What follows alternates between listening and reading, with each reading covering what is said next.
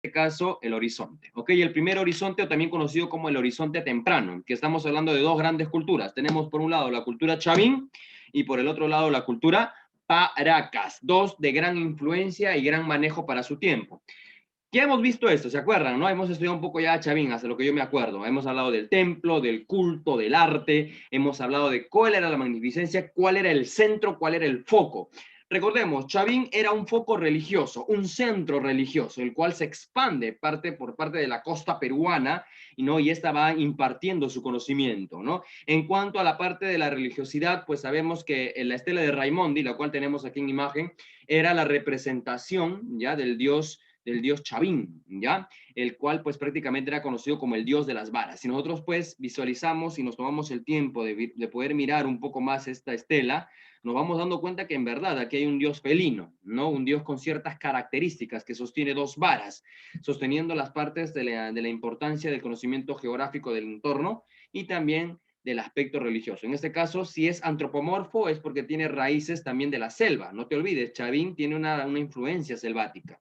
Y eso se puede ver en el conocimiento de este tipo de dioses, ¿no? Y en este caso, pues, si nosotros volteáramos la imagen, podemos ver también animales, ¿no? En este caso, felinos, al revés, si miran hacia el lado de acá arriba, ¿ya? Y se observa la imagen en este sentido, te vas a dar cuenta, ¿no? Que aquí hay animales con colmillos y algunos, pues, también han resaltado que aquí hay serpientes, ¿no? Tiene una corona de serpientes este dios. Entonces, ahí vemos más o menos la gran influencia que tuvo Chavín dentro de su entorno. Luego de la existencia de los Caral, ¿no? Nos vamos dando cuenta que Chavín también estaba cogiendo mucho de esas costumbres. En el arte lítico, a ver, pregunto, ¿qué es el arte lítico? ¿Cómo se trabajó el arte lítico dentro de Chavín? En piedra. En piedra, tallado majestuosamente, hecho en piedra, de las cuales tenemos la cabeza clava. ¿Cuál era la representación o cuál es la importancia de las cabezas clavas? ¿Alguien tiene un conocimiento de eso?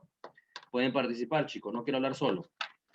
Causar miedo a las personas que vean el templo de Chavín de Huántar. Ya, y en las cabezas clavas, ¿era la representación solamente de seres humanos o qué imágenes se podía ver ahí, no? Un demonio quizá. Habían felinos, habían demonios, habían caras de personas. Entonces, si te das cuenta, esas están ubicadas en el exterior del templo, ¿no? Y eso era prácticamente como una sinonimia de cuidado del templo, para resguardar el templo de las entidades malignas, por decirlo así. Pero si nosotros estudiamos Chavín de una forma fuera de lo normal, nos damos cuenta que Chavín es una religión muy, muy extraña y también muy temerosa, ¿ok? Muy temerosa. O sea, llegar a Chavín no es como hoy en día que agarras tu Biblia, oras a Dios, no. Los Chavín causaban miedo y el miedo era un fragmento muy importante para ellos, ¿no? Luego de eso tenemos el gran lanzón monolítico, ¿no? Que está ubicado dentro de las catacumbas del templo de Chavín. El templo de Chavín estaba bajo unas catacumbas, ¿no? Y toda aquella persona que quería gobernar o liderar en un cierto grupo tenía que ir primero a Chavín, ¿no? Ahí le daban un cierto grupo de brebajes, ¿no? Un cierto grupo de brebajes a la persona y él tenía que recorrer todo el laberinto hasta encontrarse con el lanzón monolítico, ¿no? Y ahí tener las características primordiales, en este caso, para asumir un gobierno. La cerámica, ¿qué me pueden hablar de la cerámica Chavín? ¿Cuáles son las características de la cerámica Chavín? ¿Alguien sabe más o menos? Era monócromo. Monócroma, ¿no? Monócroma por un solo color. Teníamos el negro, podíamos usar el rojo, ¿no? Pero Tenía base plana. aquí De no relieve. tenía, exactamente, acá nos vemos cuenta, ¿no? Acá tenemos la imagen de la cerámica más representativa de Chavín, ¿no? Globular, con bordes salientes, ¿no? En este caso la forma de bolita y una forma plana para poder sostenerse. Lo que vemos acá son las cerámicas prácticamente trabajadas para el arte de la religiosidad, ¿ok? El aspecto religioso. En estos grabados se resaltaban a las personas, a los seres humanos, a los animales y cosas por el estilo. En este caso, sabemos que la decadencia de Chavín se debe a lo que es, en este caso, la principal razón es en cuanto a la sociedad, ¿ok?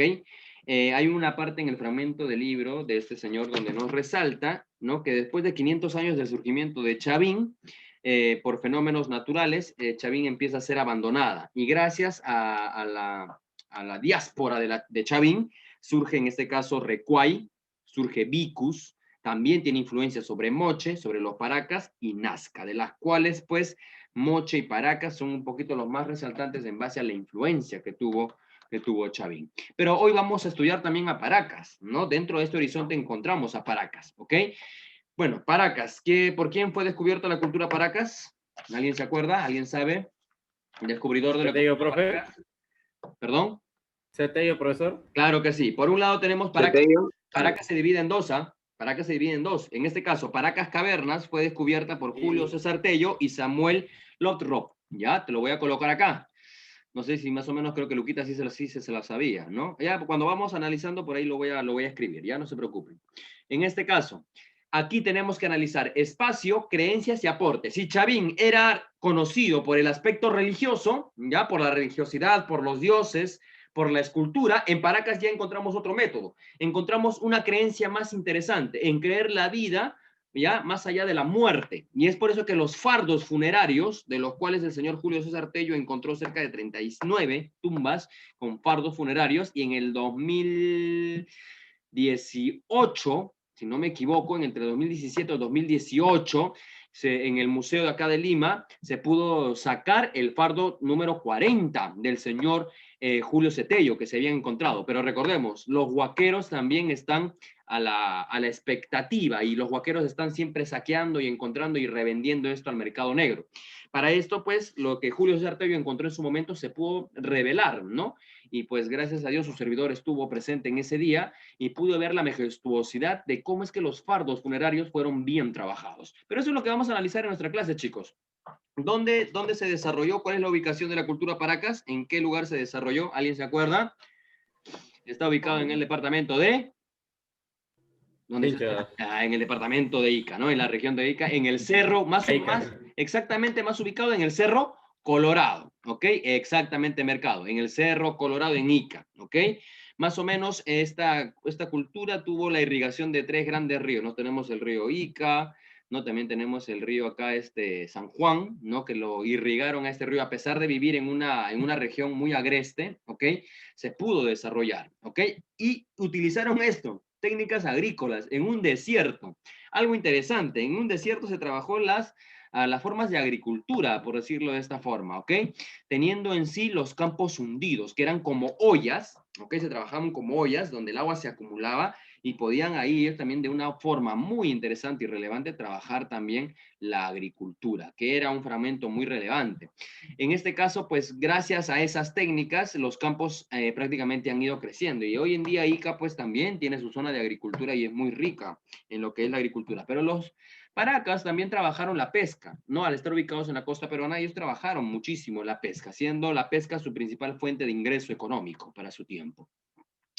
Ahora sí, aquí tenemos los dos grandes estudios, ¿no? Las dos grandes divisiones. Por un lado tenemos Paracas Caverna, ¿ok? Por un lado tenemos Paracas Caverna, la cual Paracas Caverna se fue estudiada y también analizada por el señor Julio. Ya vamos a poner acá Julio, vamos a anotar para que ustedes también lo tengan, Julio Cetello, ¿ya? En conjunto con el señor Samuel, su apellido es un poco raro, Lothrop, en el año 1925, ¿ok? Entonces, ¿cuál es la característica de Paracas Cavernas? A ver, ustedes ya han estudiado este tema, chicos, solamente estamos recordando. ¿Cuáles son las características? Que las tumbas eran puestas en una cavidad en el suelo en forma de botella. Bien, esa es la característica. Otra característica de la Paracas Caverna. ¿Alguien más? Otra característica que conozcamos de Paracas Cavernas. No existía la textilería, jóvenes, no era muy desarrollada, ¿ok? La textilería no era muy desarrollada en ese tiempo, como en Paracas Necrópolis. En Paracas Necrópolis hice yo un estilo muy interesante en cuanto a lo que es la magnificencia del arte textil, ¿ok? En Paracas Cavernas se puede describir también el arte de la momificación, jóvenes, ¿ok? Si nosotros creíamos que los egipcios eran los únicos que momificaban, no. En el Perú también momificaban, y en ese caso los Paracas trabajaron esa situación, ¿no? También se utilizó la metalurgia en cuanto al oro y el cobre para situaciones religiosas, ¿ok? Y para esta situación, pues sabemos que en el Cerro Colorado, perdón, se encontraron 39 fardos con esta forma que ustedes están viendo en imagen, ¿ok? Una forma muy interesante. Y otra característica, que en este caso, cuando se desarrollaba Paracas Cavernas, todavía recibía una influencia de la gran cultura chavín, ¿ok? No te olvides eso. Paracas Caverna todavía recibía una influencia de lo que es la cultura chavín. Pero bien, ahora vámonos con lo que es Paracas Necrópolis. ¿Cuál es la característica general de Paracas Necrópolis? A ver, ¿alguien se Sus acuerda? cementerios eran en forma rectangular. Rectangular, ¿no? Ahorita vamos a analizar eso también. ¿Por quién fue descubierto Paracas Necrópolis? También tenemos a tu tío, Julio César Tello. Ya, vamos a poner acá a tu tío, Julio César Tello. Pero en este caso también le acompañó el señor, aquí tenemos el nombre, Toribio, ¿ya? Toribio Mejía Sexpe, ¿ok? ¿En qué año? 1927. ¿Ok? Entonces ya tienes los datos ahí.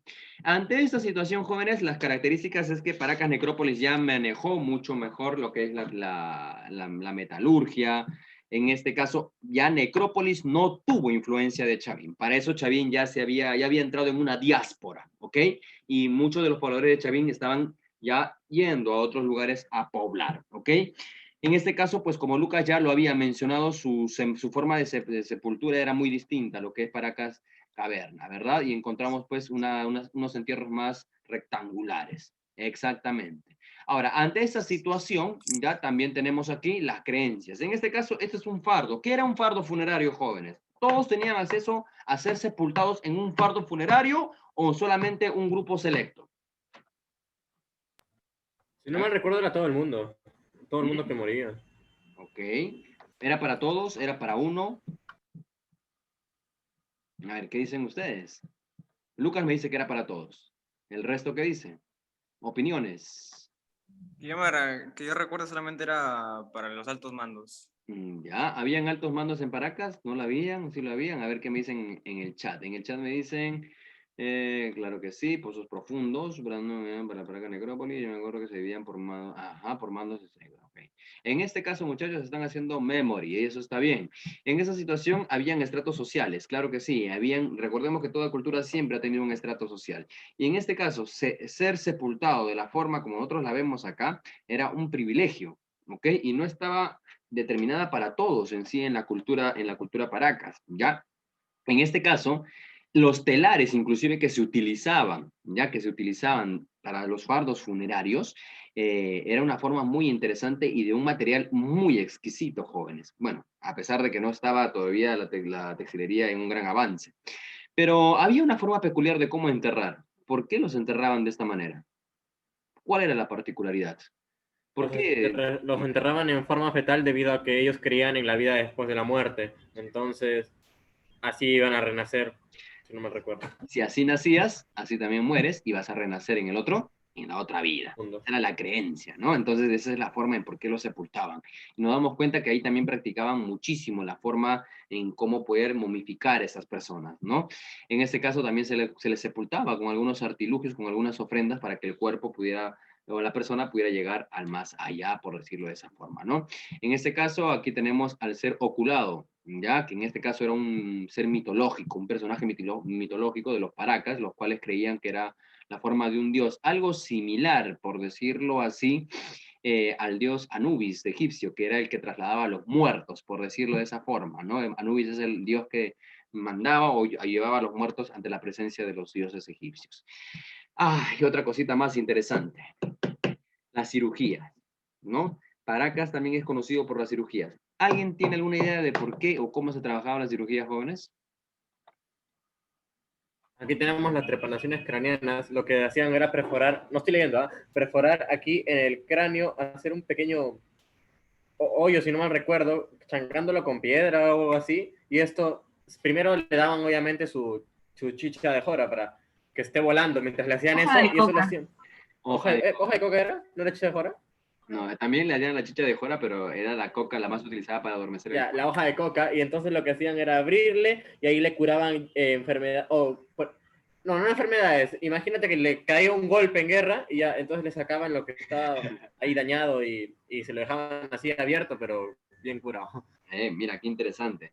Mira, qué Cuchillo de obsidiana, Minecraft. exacto. Ahora, mira, si tú te das cuenta, ya, ellos tenían un cuchillito, ellos tenían materiales interesantes para poder hacer estas cirugías. Pese a su tiempo, pese a la escasa tecnología en cuanto a la metalurgia, se practicaba, por ejemplo, para los soldados, como bien lo mencionó Lucas, pero también para algunas personas que por ahí tenían algunas enfermedades, ¿no? En este caso, como las enfermedades como la esquizofrenia, ¿no? O otras enfermedades más neuronales que se daban y a que hacían que el cuerpo se mueva involuntariamente, pues ellos operaban esa situación. Primero te rapaban, ¿ok? Te rapaban y luego pues con pequeños cinceles te perforaban el cráneo, ¿no? Luego de eso sacaban y verificaban cuál era el problema. Y luego de eso te tapaban, ya la tapa con el cráneo, ¿no? Con aluminio, una aleación en cuanto de oro o plata. Ya así te tapaban el cráneo. Entonces ahí teníamos la aleación del cómo prácticamente se trabajaba lo que es, en este caso, las famosas trepanaciones craneales. Y mira qué interesante, en el mundo entero, pues si tú analizas ciertas culturas, vas a encontrar escasas culturas que han tenido una magnificencia médica como esta, ¿no? Con una relevancia e importancia muy interesante, y esto pues hizo resaltar a esta cultura. Y luego tenemos las famosas deformaciones craneales. ¿Alguien se acuerda para qué se utilizaban las deformaciones craneales? Era para la gente distintiva, la gente de alto nivel. Por ejemplo, si Lucas tenía a su hijo y Lucas era de clase social alta dentro de Paracas, Lucas estaba obligado a A ponerle, deformarle la cabeza. exacto, deformarle la cabecita, el cráneo al recién nacido, como ven en imágenes, ¿ya? Y hacer que el cráneo, pues, se vuelva de una forma diferente, ¿no? Y ahí decía, pues, ay, cuando lo veían por ahí, era como, pues, era un distintivo. Ah, mira, ahí está pasando alguien de una clase social alta, ¿no? Ahí con todo tu cráneo deformado andabas y eras una representación de realeza y de sociedad, de un estatus social.